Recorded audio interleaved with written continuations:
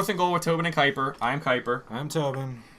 Tobin sounds sad for two reasons. One, I beat him last week, going 8-7, and him going 7-8, and the Chiefs lost, so you're doubly sad. Yes. It was their only chance. It was their only chance? It was their only chance, and now I got to hear it for like 3 weeks. You still don't think they could win in Arrowhead when they play again? Because that was a close game. Like, much closer than I thought it... I'm not, like, if I in my opinion, if Denver... If you would have told me Denver would have won, I would have expected it to be like a blowout.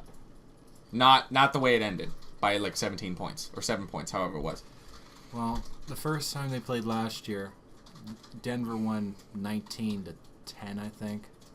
And then the next game, they won 48-7. So I have no hopes for the matchup in 2 weeks. You have absolutely no hope.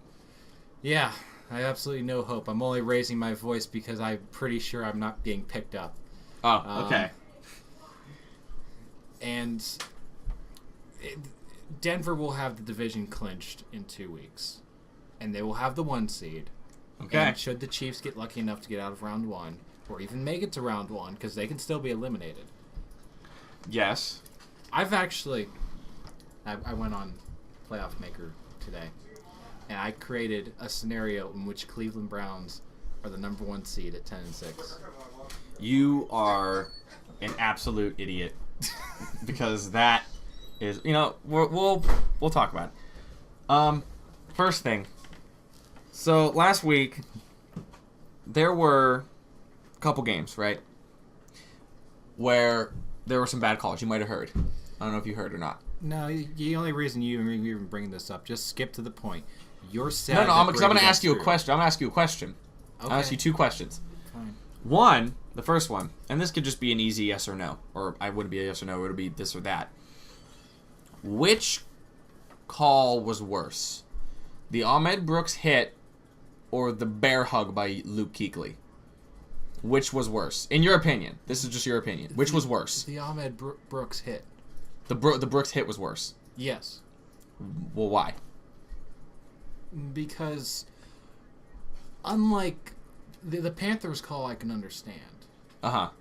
Because when there's a call in the last play of the game, side with the home team if you want to get out. Uh-huh. But the New Orleans hit, Breeze fell as Brooks was hitting him to make that an illegal hit. Uh-huh. No, aside from the fact that he wrapped around his neck and nearly decapitates him. No. He hits him in the top of the chest, but he was already starting to fall. So that became an illegal hit because Breeze was falling. Mm-hmm. And Drew is one of the shorter quarterbacks to begin with. Uh-huh. So that's just his center of gravity coming into play there for that foul. So you think the Brooks hit was worse? Okay, the hit along with the fine is worse. Yes. Okay. So the second part is solely talking about the Patriots thing. Because after the game, it's now, public knowledge, and it's been knowledge forever. Brady is not shy, does not shy away from getting in everyone's face. And right after that play happened, Brady used some very choice words on live television, yelling at the referee until he was abruptly muted by the people that filmed that stuff. So I'm going to ask you, what's worse, the call itself? Because I think the call is horrendous. Absolutely dreadful. I think it's terrible. Well, there's no question that was so at what's the very worse, least illegal contact. The call or Brady's reaction? Because a lot of people are... It's almost like if... A lot of people are used to this, but then there's also a lot of people that are... Right after that game, we're just complaining, oh, man, he's such a crybaby, he blah, blah, blah, gets whatever he wants. So, was his reaction warranted? Like, what did he have the right to be as angry as he did? For every call that Brady goes against him, he could just look at that pretty Super Bowl ring he has on his hand and thank the tuck rule. So he kind of has no legs to stand on for calls that really shouldn't have went his way. Mm-hmm. Really should have. Well, the tuck rule was a rule. The tuck rule that was barely anybody knew about. The tuck rule is a rule the same as leaping was a rule. Leaping is still a rule. Exactly. It's a rarely used foul that only really comes up when it's really, really not needed. See, and in fact, the tuck rule is no longer a rule. It's not. It's no longer a rule. You're right. And there's a reason why it's no longer a rule. Because it's ridiculous. Yes. But now, because on top of this, because before that, you talk about the ridiculous penalty that New England had on them against the Jets. So that was the first one. Brady didn't yell and scream and curse at that one, but he's yelling and screaming and cursing and chasing the refs out of the stadium on this one. I understand your original point of, and I don't agree with that, about if it's a judgment call, the last play of the game, you side with the home team. The reason why I don't agree with that. AFC Championship game, Houston Steelers, a touchdown was called back because it was in Pittsburgh. Just wait, just listen. The reason why I don't agree with that is because what happened? The ref threw the flag. Yeah. The back judge was getting ready to say, okay, well, this was pass interference in the end zone. Give New England the ball in the 1 yard line and watch Tom Brady leap over his offensive lineman and score a touchdown. Because that's what would have happened. That's exactly what would have happened. Everybody and their mother knew what was going to happen if that ball was put on the 1 yard line. Because it's automatic. That works all the time. Everybody knew that. So that back judge was getting ready to walk up to the head official and say, pass interference in the end zone on Luke Kuechly, put the ball at the 1 yard line. For whatever reason, because it was in Carolina, because of whatever, he doesn't, whatever you want to say, whatever excuse you want to use, they pick the flag up, they wave it off, they say no interference. That's why the Fail Mary happened, actually. Oh, yeah. Because it was in Seattle. The Fail Mary occurred because those refs didn't know what they were doing. Yes, but that was also because Seattle was the home team. If that was in Lambeau, that's an interception. I don't buy the home field thing with refs. I don't buy it. It happens all the time. I know it happens all the time, but it doesn't seem like it just happens to the road team. On last plays, on penalties on last plays, going back to 98, the only time that it went against the home team was at the Factory of Sadness in 2003, I want to believe, and it's called the Beer Bottle Game. It was the Jaguars and Browns. There was 40 seconds left. I want to say Kelly Holcomb completes a pass to Kevin Johnson, who picks up the first down. They rule that he did not pick up the first down. The Browns then challenge that play, and it's clear evidence that he picked up the first down, and they say, no, Jaguars ball. Mark Brunell takes a knee, and they run out of the stadium. So that's the only... I just think it's so... The call is so bad that I really can't imagine... And I don't want to hear, because earlier this morning, days after Monday and on Tuesday, if you're watching ESPN, all they talked about was that these officials and the head of officiating, whatever, in the NFL, not only did they stand by it, but they said that the reason why they threw the flag and then picked it up was because this ball was two things. One, the interference occurred when the ball got there, which is incorrect. Because if you actually watch it, that's not true. The ball's not even in the end zone, and Luke Kuechly is already bear hugging Gronkowski. Secondly, they say that there's absolutely no way that he was going to catch that ball. Here's my problem with that. If you throw the ball within 5 feet of Rob Gronkowski, I don't care in which direction it is, he can catch the ball. I don't really care. throw the ball 5 feet to his left, 5 feet to his right, 5 feet up in the air, down at his feet, to the left, his left knee to his right. He can catch the ball. I don't really care. Same thing with Calvin Johnson. Same thing with AJ Green. Don't try to tell me that these freak athletes can't catch a ball. Don't tell me that. Because that's absolutely asinine. It was ruled uncatchable, but it was ruled uncatchable because Gronkowski was not allowed to play back to the ball, but that's not the point. That should be the point. That should be the point, that it was deemed uncatchable because he couldn't play back to the ball. You should be able to. That's my issue. They're saying, oh, well, he couldn't have caught it. Well, why couldn't he catch it? Because this other guy was holding him away from the ball. What? So you'll call holding on him. Something on him. Doesn't need to be passionate.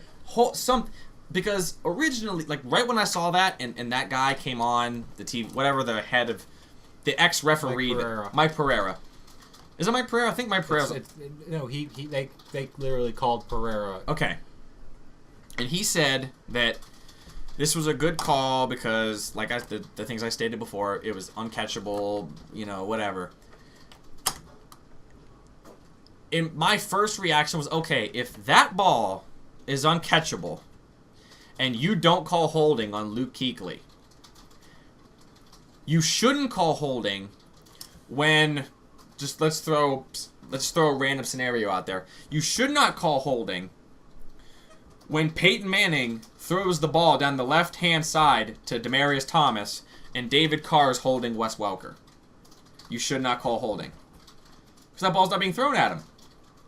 That was the first thought in my head. If that's what you're going to say, then that to me makes sense. Because it's literally... Where are you pulling this example from when this happened? It didn't happen. I'm just making something up. Because I was gonna be... No. I'm making an example up. Because Gronkowski's held and the ball is thrown at him and there is no penalty. In my opinion. So you shouldn't throw the penalty at all if one receiver is being held but the ball is thrown at another. And I'm not trying to say that's true, and I'm not trying to say that that's the way they should do it. It's just ticky tacky. It's the same thing. Like every time a receiver is granted a catch when they don't get up holding the football, I ask for Calvin Johnson's touchdown back. You ask for you ask them to award Calvin Johnson a touchdown to his records and whatever yards he would have received. It was about a 20-yard touchdown from Sean Hill that would have won them the game against Chicago, Week 1.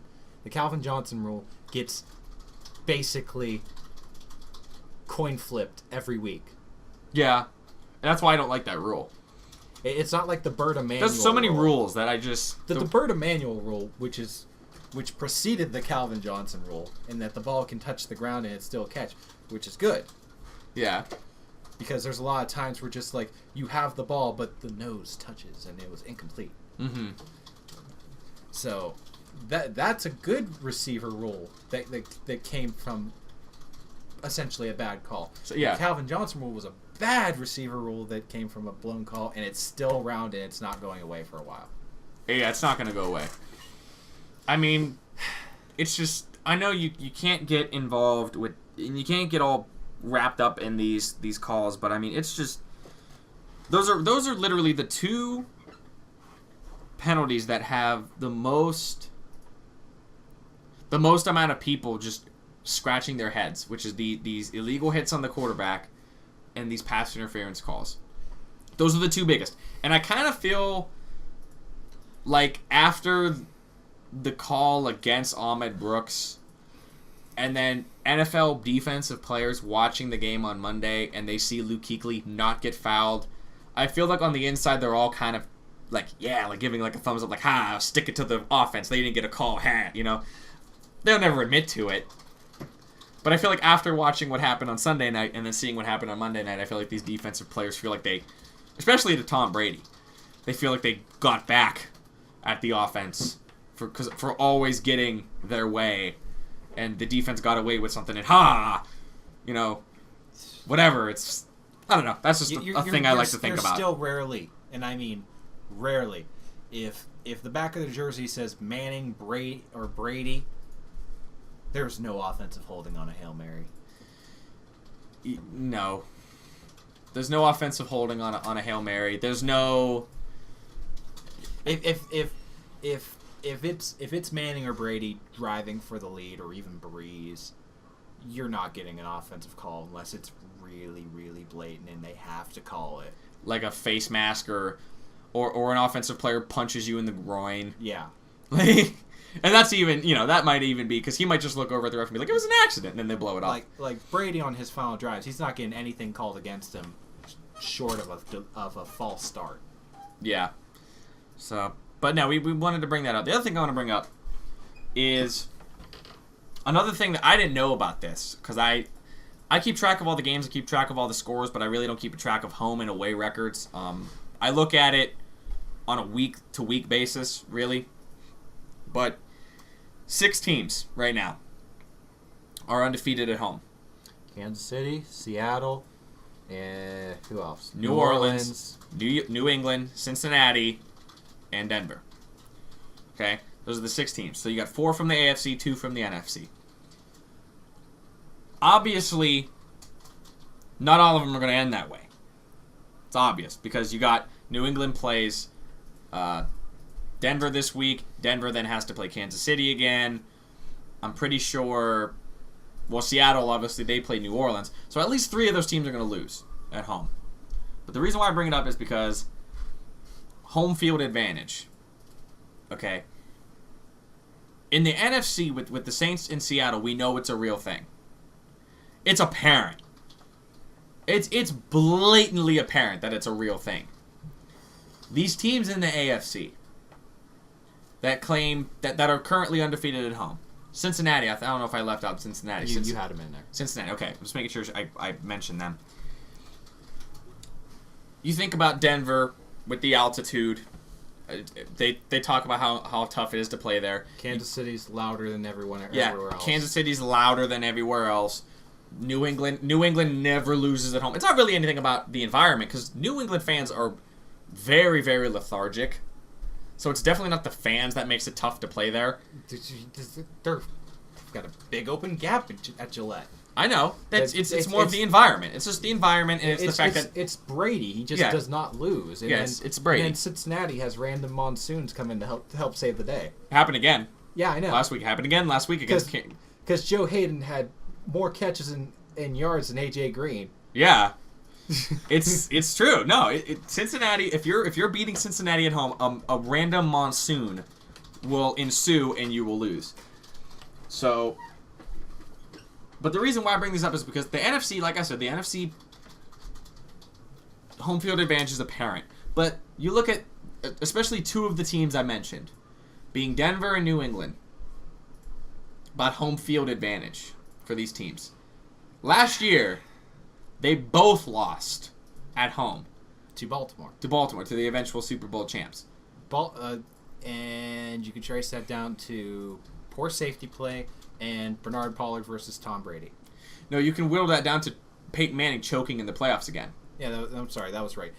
Manning versus the playoffs and Brady versus Pollard. Yes, there's your reasons. Yes, it's Manning versus the playoffs. Because, I hate it. I'm going to go off on a tangent for about 5 seconds. I'm sorry. I hate when people blame Raheem Moore for that game. Because Raheem Moore didn't blow that game.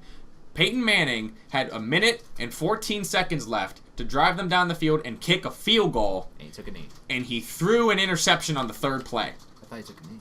No, he threw an interception. Oh, yeah, I'm remembering this wrong. He threw an interception on the 3rd play. I don't want to hear anything about Raheem Moore. Because if Peyton Manning does what Peyton Manning does 9 out of 10 times in the regular season, we don't even have to hear about Raheem Moore. At all. It doesn't take place. So, I don't want to hear it about Raheem Moore. So anyway, home field advantage. Does it play a factor? Because you got to remember, a lot of these AFC teams that are making the playoffs are teams from the East Coast.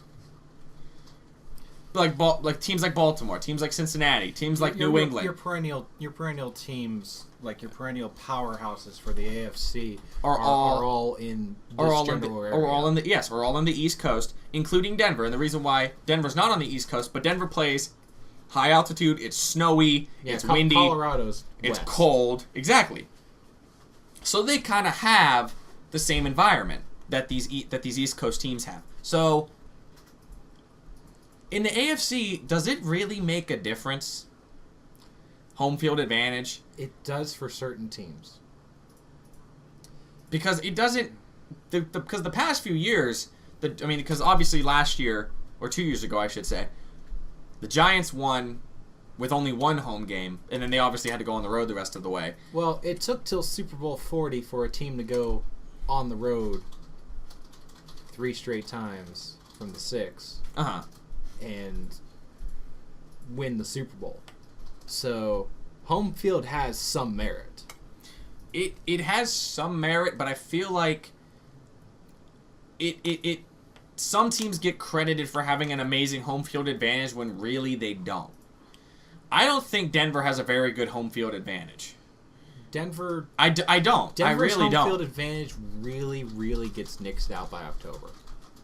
Yeah. And I think we talked about it on a previous show, that these teams that aren't in game shape yet in September and October, who are just starting to get going, you go to Denver to play, it's a little bit more difficult because you're not in game shape. You haven't been doing the things you normally do, and you get winded. If that Denver KC game was week 1, it would have ended like everyone expected it to. Which would have been a blowout. Yeah. No, I agree with you. It just seems like some teams get credit for having this amazing home field advantage. I understand that Kansas City just broke the record for, the loudest stadium, but I'm not giving. When I think loudest stadium and I think craziest fans, I still don't think Kansas City. Seattle has a stadium that is built to make noise. Yes. Kansas City has a college atmosphere with a stadium built in the 70s, and they're matching them point for point. Yeah. It's... basically, everything noise-related that Seattle has going for it, Kansas City has the same ability when they're good. When they're good. KC fans they have that kind of like a Cleveland mentality of here we go again if things start going wrong. And they just sort of bail.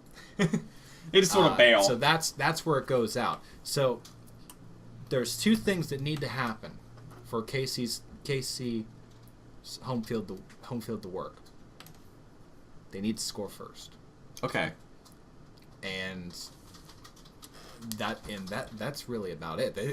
That's about it. They need to score first. They need to have the lead because they'll get out of the game quickly if Kansas City is down.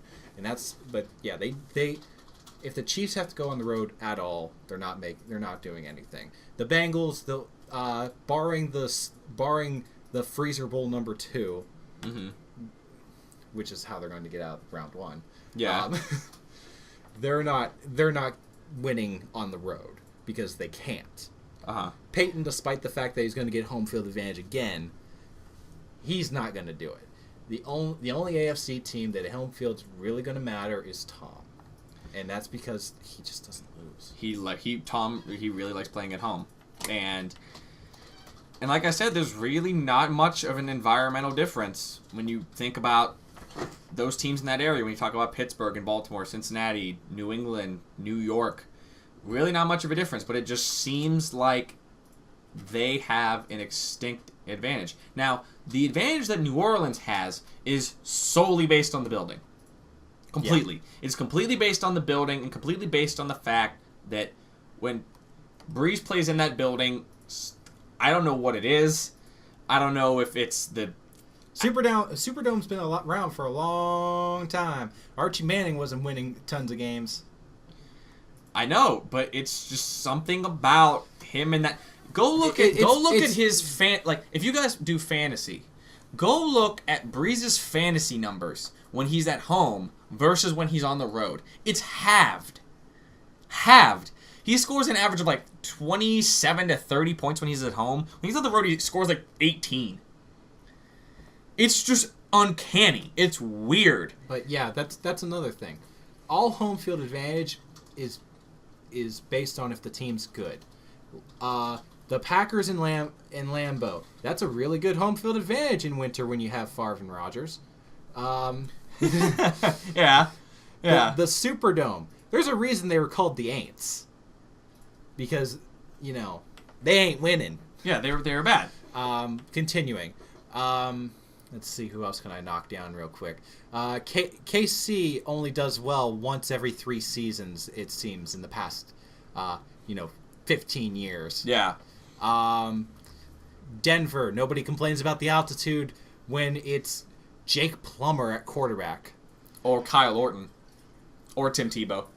Oh, no. With Tim Tebow, they were complaining about God. Yeah, with Tim Tebow, they were just complaining that Jesus was intervening in the game. And at Seattle, without the Legion of Boom, because Seattle is really, if you want to look at Seattle, they're Kansas City with just a slightly better game. They're Kansas City with a slightly better offense. Yeah. That's really it. They're basically Kansas City with Percy Harvin. Essentially. Yeah. And that's really it. So Seattle, the Legion of Boom is really making that the 12th man. That and the fact that the Giants can't seem to hold their water there. No, they can't. This is the only other real home field advantage I can think of. And I'm talking about like a distinct home field advantage, is possibly, and the only reason why I'm going to say it is because of just the field and the environment itself, is Chicago. Chicago, yeah, it had a Chicago was losing that game. Then a tornado happened. And then they won. Yes. With Josh McCown. No, do you realize what happened? The Saturday Night Live skit came true. It was Mike Ditka versus a hurricane. And Mike Ditka won. They forgot to name the hurricane Ditka. Exactly. They didn't name the hurricane Ditka, so Mike Ditka came in, stopped the hurricane, and then the Bears won. The Saturday Night Live skit came true. All they needed was Michael Jordan and a bunch of hula skirts and Polish sausage. You want to know what I want to see right now? Just because of what's going on in the NFL. What's up? A McCown NFC Championship. Absolutely not. Luke McCown leading the Saints versus Josh McCown leading the Bears. No. In the Superdome. No. See, what I think would be really fun to watch is quite possibly the most boring Super Bowl ever, being Carolina versus Kansas City. The least watched Super Bowl in history, I think. No one will... If you aren't a real football, like a true football fan, you will not watch that game. There are people that really, they don't really watch football that much. They're just a casual watcher. They really just want to watch the Super Bowl because it's really big. It's an important game. The commercials are funny. You're not watching that game. Carolina, I don't even think, if you're not a really dedicated football fan or you don't watch ESPN a lot and you're not from that area, I dare you to name 5 players off the Kansas City Chiefs. Oh, I can do it. Or 5 players off the Carolina. I can do it too. Okay, well, no. Well, of course you can. But, take someone in... Middle of nowhere, Tennessee. Yeah, take somewhere in Tennessee or Kentucky. Someone who, watches football, but really not that much. They just watch it whenever it's on. Ask them to name 5 people off the Carolina Panthers. Aside from Cam Newton. Can't do it. Jonathan Stewart, D'Angelo Williams, Greg Olsen, Brandon LaFell, Steve Smith, Captain Munnerlyn. Just to name a few. Yeah. Obviously, we can do it because we're knowledgeable. But... I don't know. I just kind of pull for that. I just kind of pull for this really lame, Super Bowl that's going to be 9-10 or something like that. That's a lot of hoping you're doing because Kansas City first has to survive the monsoon in Cincinnati, being the 5 seed. Which is bound to happen. There's going to be a monsoon in January. Yes. Well, it'll be a blizzard. It'll be the Freezer Bowl number 2. Yeah. Which the Bengals lost Freezer Bowl number 1, so that works in their favor. So it works in Kansas City's favor. Then they have to go and beat Tom at home. Then they have to go beat Peyton at home. Okay, well, first of all, anyone can beat Peyton. I don't really care who you are. No, they don't have the offense to do it. Alex Smith will not beat Peyton Manning. Basically, it would... All right, then. They would win against... They would have to go against the Colts again. In Indianapolis, because I know the Colts are going to beat whoever winds up winning that special 6 seed. Yeah. because right now it's the Jets and the Dolphins as the lead dogs, and since it's Or the Steelers. Or the Ravens. oh my God, they're all a game out too. Yeah, they're all a game out. Oh my God, the Browns are in this. Oh my God. Yes. Yeah. Well, no, technically the Brown... They're all 4-6. Oh, yeah, they're all 4-6. Yeah, you're right. But it's... I'm not trying to say that they're going to do it. I'm not saying that I'm predicting that to happen. I'm just saying that I think it would be fun. I would love Kansas City to go to the Super Bowl. Oh, of course you would. It's not going to happen. They're going to bow out to whoever they play first, regardless of what happens. If they get a 1 seed, whoever low seed in round 1 that wins will go into Arrowhead and win. And if they're in the 5 seed, they'll lose the first game. The first game to Cincinnati, or just because Cincinnati's that bad, they'll win the first game and then lose to Tom Brady. It's going to be a freezer bowl, and Cincinnati's going to lose.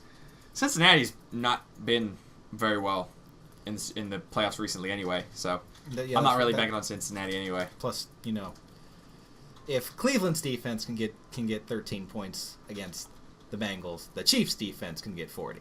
The Chiefs' defense could drop 30 or 40 points on defense alone. All they really need to do is tell Brandon Flowers to jump every pass coming at AJ Green. Just jump every pass in general. Because Andy Dalton doesn't... Oh, man, we're losing. I got to throw the ball to AJ Green 5 times in a row. Red Rifle misfires a lot. Yeah. And then his defense makes up for it. And then we praise Andy Dalton for it. So we're at the point now where we're going to pick the games. Like I said before, I went 8-7. You went 7-8. It's your first under 500 week. Under 500 week. Yep, because I trusted Cleveland. Because you trusted, and I believed in Believeland. You believe it, and now it's no longer Believeland. It's the factory of sadness. So how quickly things change from a week to week basis. They're still Believeland. It's they play in the factory of sadness. That's unfortunately true. So we're gonna start. I thought this was gonna be a great game when the year started, but now it's not. Because we have New Orleans at Atlanta. And Atlanta is probably, in my opinion, right now, the worst team in the NFL. Because it's not Tampa anymore. And I hate to say it, but Jacksonville's actually looked kind of good the past few games. Since they've won. New Orleans. New Orleans can win in Atlanta anyway. Drew Brees has done it. It's basically playing... Even when the Falcons were red hot... And Matt Ryan was never losing at home. Those asterisks on his record where every year it was like and 1, and 2, and 3, where his home record just kept getting a loss. That was Drew Brees showing up in Atlanta. Yeah, that was Drew Brees showing up in another dome in the state that's just a few minutes. Skip, and a jump. Yeah, hop, skip, and a jump away. I'm gonna take the Saints. Tampa Bay at Detroit. Detroit. You gonna take Detroit? Yeah. Calvin Johnson gets put on Revis Island, but they forget that Megatron needs 2. Megatron needs 2 islands? Megatron needs 2 islands. Well, Megatron can fly. Yeah. So he can just fly off the island. Yeah. So, yeah. Watching that game last week, it took triple coverage for them to stop Detroit, for Calvin Johnson to be shut down in Pittsburgh. Which, by the way, fun fact that I did not know until after the game. Detroit has not won in Pittsburgh in 58 years. That is true. Well, that was from the curse of Bobby Lane. If I would have known that, I would have picked Pittsburgh last week. I think if I had known that too, I'd have probably picked Pittsburgh too. 58 years they haven't. And then I loved the segment that ESPN did on the curse of Bobby Lane and all the comparisons they did between Bobby Lane and Matthew Stafford. I thought that was great. I thought that was awesome. I almost kind of pulled for him to win just to end the curse, but obviously the curse is still going on because they haven't won in Pittsburgh in 58 years. So I'm gonna go with Detroit, but it's this is one of those games that you pick Detroit immediately and then afterwards you're like ooh I don't know, but I'm gonna go with Detroit. Minnesota at Green Bay. Oh wow. Tolzien's still the starter. As much as I would take Tolzien over Ponder. I would take Tolzien over Ponder, but I'd take Adrian Peterson over the Packers defense, so Vikings. You're going to take the Vikings? The Vikings are bad. The Vikings are bad. The Vikings are bad. What? 28 is really good. 28's really good, but no. I'm going to go with the Packers. Packers at home. Jacksonville at Houston. A game that I will not watch. No, you won't. Because you'll be watching Cleveland Pittsburgh. Well, aside from that, I won't tune to this game at all. If Red Zone tunes to it, I might just change the channel. Anyway, this game, I honestly don't know. Schaub actually got playing time last week. For those of you who didn't partake in any Houston Texans action last week. Yeah, Matt Schaub saw the field. And he didn't throw a pick six, surprisingly. Can you play the whole game? That's why. Yes. And I'm gonna pick the Jaguars only because I don't even know who's going to finish the game with Houston. All I know is that Andre Johnson is frustrated. I'm gonna pick the Jaguars too, and I think the way the game's gonna go is I think both teams are gonna score 28 in the first quarter, and then each quarterback's gonna throw 5 interceptions the rest of the game.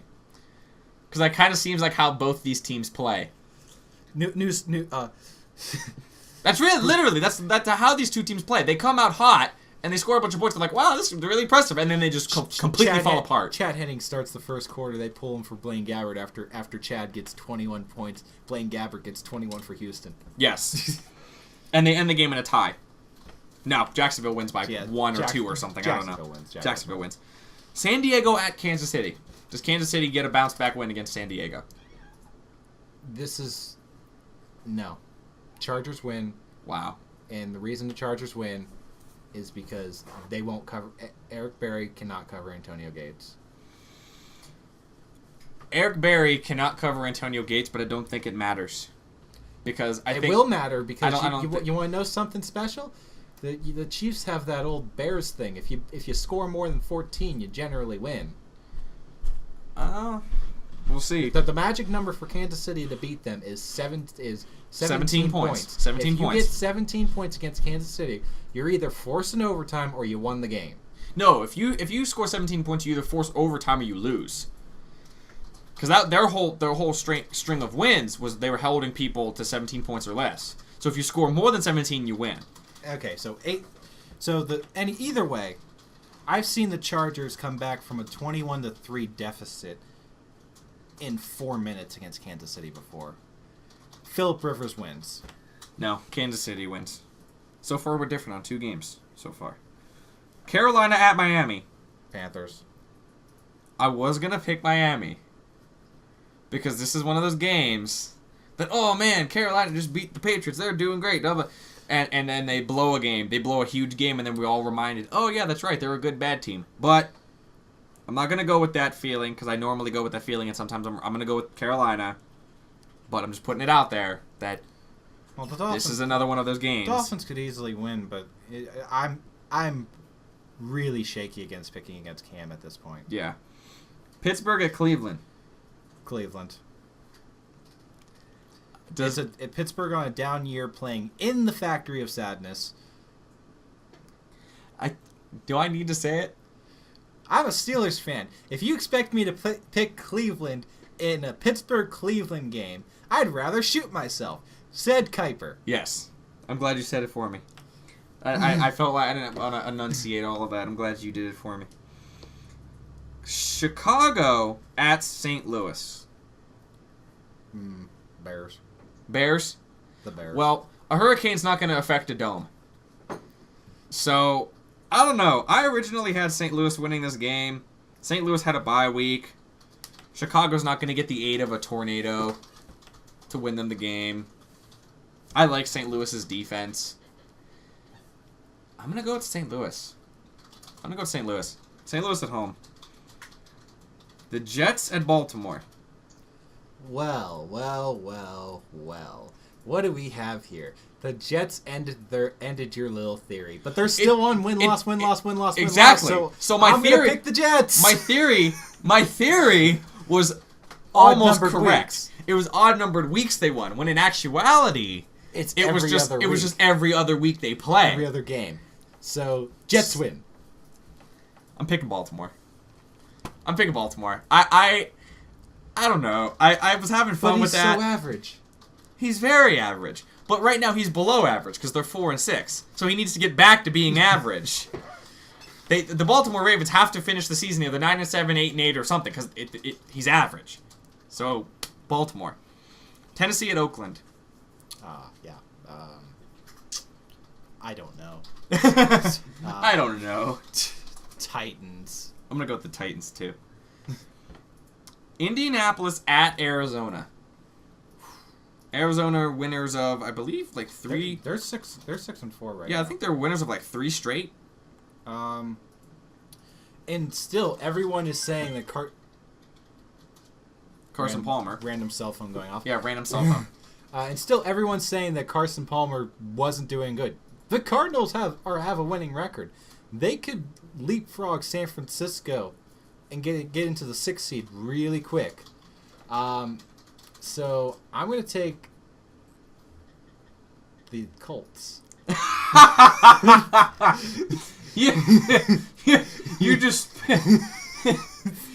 spun this. Oh man, Arizona's doing great in Carson Palmer. I'm gonna pick the Colts. Why are you picking the Colts? While you're laughing, I'm gonna say that Indianapolis. Wow, I can't believe that just happened. Indianapolis has looked. I mean, literally since the Denver... Since they beat Denver, they lost all their steam. Yeah, since they beat Denver, they just lost all their steam. It's probably because of Reggie Wayne.